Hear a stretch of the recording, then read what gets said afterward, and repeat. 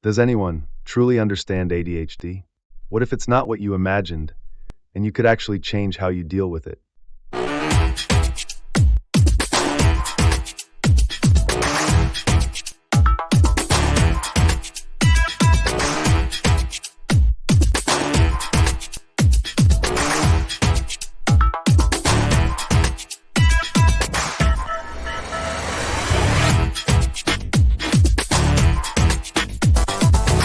Welcome to Shift's Perspective, the show where we rethink how we understand the mind. Today, we're talking ADHD, challenging what most people think they know, and looking at how it actually shows up in everyday life.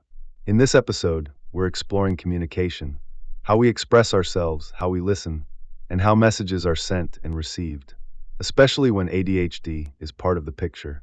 I'm Mr. MINDSHIFT, but like everyone else, you can call me Shift. Back with me are Cassandra, diagnosed with ADHD at 30, and Joe, whose 20-year-old son was diagnosed at 12.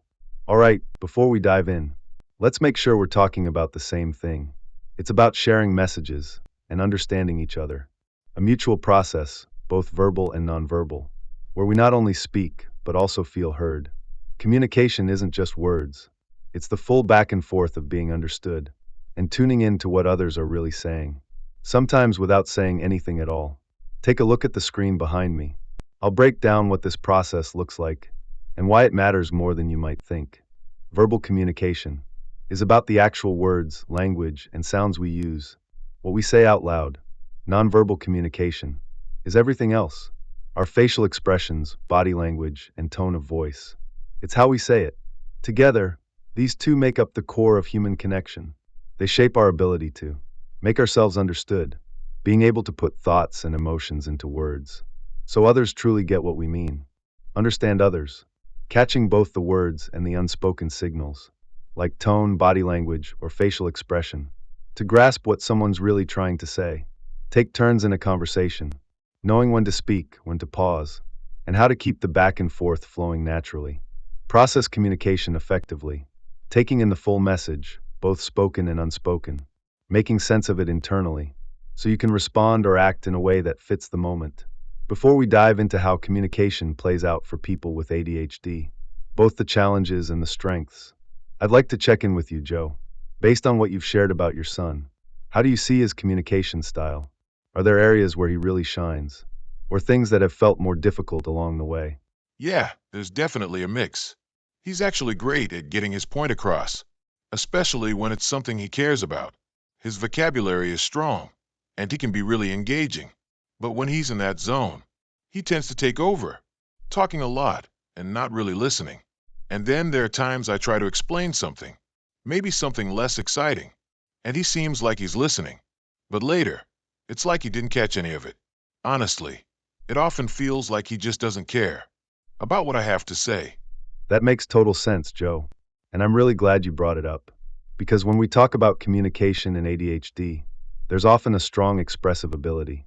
Many people with ADHD have a rich vocabulary and use language with energy and creativity. But even with that strength, they can run into challenges, like interrupting, struggling to wait their turn, or drifting off mid-conversation. They might seem like they're listening, nodding at the right times, giving short replies, but they're actually faking it a bit. Not on purpose, just because they missed part of the message, or forgot it quickly, like we discussed in earlier episodes. So it's not about not caring. It's about gaps in attention and memory that make full understanding tricky.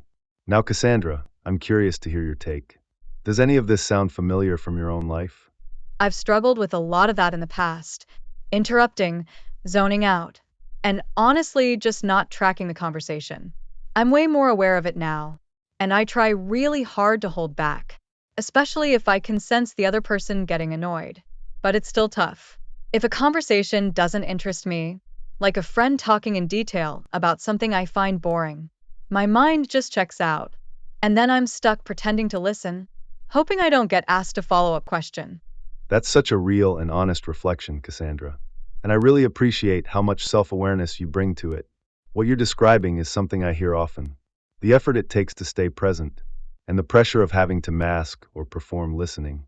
It's important to highlight that communication challenges aren't always about ability. Sometimes it's about energy, timing, or even interest. And that's where support, understanding, and the right strategies can make a real difference. Before we dive into strategies, I want to show a few everyday examples of how communication challenges might show up, so you can better recognize your own patterns and tailor your strategies accordingly. Take a look at the screen behind me. You talk a lot, sometimes before thinking. Conversations are easy when it's about your interests. Waiting your turn can be tough, and you often interrupt. You're honest and direct, and prefer when others are too. Small talk feels awkward or boring. You lose interest fast and might zone out mid-conversation. You feel misunderstood or misread what others mean. Talking takes effort. Some people drain you more than others. You forget key details or messages and miss out on info you actually needed. Once you've identified your communication strengths and challenges, it's time to build strategies that actually help. Start by learning the basic rules of conversation.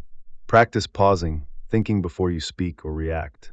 Try counting to 10 before replying or commenting. It gives your brain space and can change the outcome. Ask questions about others, even when the topic doesn't grab you. It opens the door for connection. Be honest and open about your ADHD. Let people know that if you interrupt or struggle to wait your turn, it's not rudeness, it's part of how your brain works. Write down key messages or info you need to remember, so nothing important slips away. And finally, have patience with others. Many with ADHD are fast thinkers and fast talkers, but not everyone processes like that.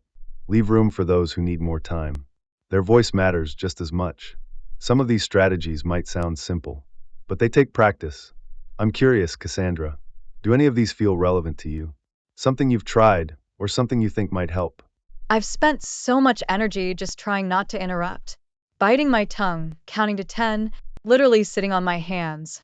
And I still do it. So maybe I'm just holding up a facade, because inside, I'm mostly waiting for my turn, focused on what I'm going to say next, rather than truly listening. I probably need to work more on listening, asking questions, being patient. But honestly, my focus has mostly been on hiding my ADHD, not actually improving how I communicate. Maybe being open and honest with people would be a better place to start. That's such a powerful reflection, Cassandra. And I think a lot of people will recognize themselves in what you just shared. What if understanding ADHD wasn't about labels, but about unlocking potential? In our next episode, we're exploring processing speed, the pace at which people take in information, solve tasks, engage in activities, and communicate with others. Hit like, subscribe, and share this with someone who needs to hear it. And if you want to explore this on a more personal level, join the Free Shifts Perspective Forum. The link is below. And for those of you who want to go deeper, you'll also find worksheets, tools, and extra content in the description. Hope to see you again.